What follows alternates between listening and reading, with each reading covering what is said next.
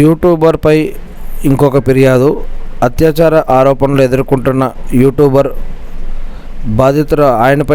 బాధితురాలు మరో ఫిర్యాదు చేశారు. తనకు ఈమెయిల్ పంపిస్తూ వేధిస్తున్నాడని హైదరాబాద్ నార్సింగ్ పిఎస్లో కంప్లైంట్ ఇచ్చారు. ఇప్పటికే తనపై అత్యాచారం చేశాడు అని 2 కోట్ల డబ్బులు కూడా తీసుకున్నాడని ఆయనపై పిఎస్లో ఆమె కేసు పెట్టిన సంగతి తెలిసిందేనట.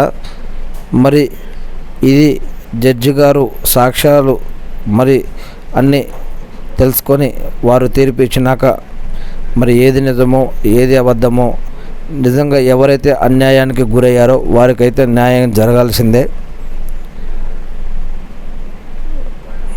న్యాయం గెలవాలని కోరుకుందాం. అది ఎవరైనా కావచ్చు, యువతల వాళ్ళైనా అవతల వాళ్ళైనా న్యాయమే గెలవాలి ఎప్పటికైనా సరే.